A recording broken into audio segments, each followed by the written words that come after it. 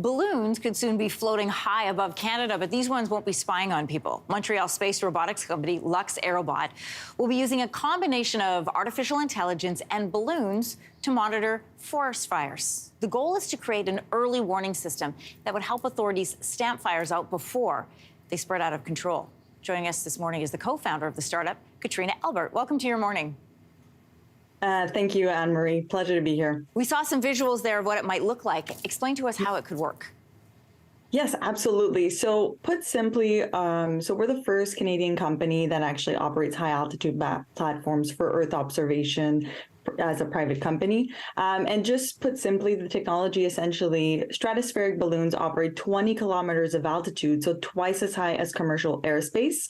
And essentially from there, we're able to take aerial images of active wildfires. So we have thermal cameras, optical cameras, and we're also powered by artificial intelligence. So we can effectively detect and monitor the growth of these fires to essentially share that information to relevant authorities quickly. So put simply, what we do is really do early identification of wildfires. Authorities in Canada sometimes rely on satellite imagery to get detailed looks at forest fires, but cloud cover can often interfere with that lens. So your balloons, how will they look past both clouds as well as that intense wildfire smoke, or just not even wildfire, just smoke fire, smoke fire, to capture detailed images?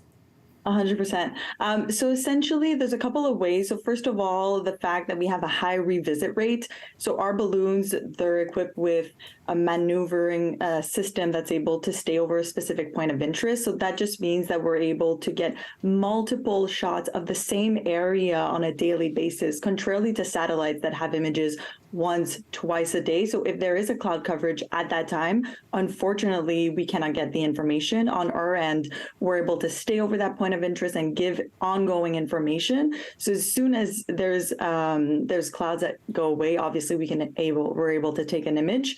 And then moreover, there's also the types of lens that we're using. So for instance, with the use of hyperspectral sensors, there's more information that we can gather, and therefore the analysis that we do with AI can detect if this is smoke or if this is a cloud, and therefore give more precise information on the fires. We know that wildfires can change hour by hour, all weather dependent. So how fast can your data be processed?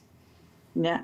So at this stage, it's near real time. So what we're doing is really equip the balloons with onboard processing, which means that we can do the analysis even at the level of the balloon, so that the information that is shared on the ground is only the relevant information. So that means the location of the fire and also the analysis of the growth of the fire and its risk profile.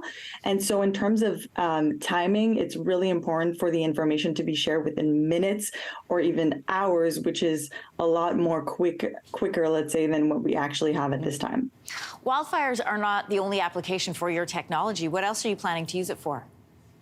So high altitude platforms are specifically well equipped to help in cases where there's a large area that needs to be covered with high resolution and high frequency. So those applications, for instance, coastline monitoring, you can think about, just the coast of Canada and being able to track if there's any activities or illegal activities that are happening on the coast. And then in case of all of those natural disasters or extreme climate events, we know that in terms of the technology, that's where we want to move forward and help the most. So wildfire, drought, being able to help in terms of floods as well. Those are all applications that we're working on. We were just sharing with our viewers some footage, which, if you're a Star Wars fan, looked like people up in Hoth. But it looked like it was a military operation far up north. How does your technology help there? Yeah, so actually, we're working on a project that's upcoming for the next year that's to support the Canadian Arctic.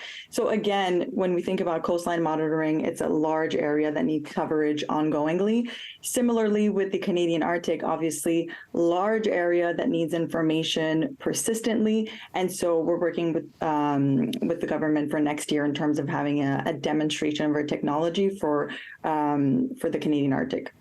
Katrina, good to meet you and fascinated to hear more about this. Thank you. Thank you so much.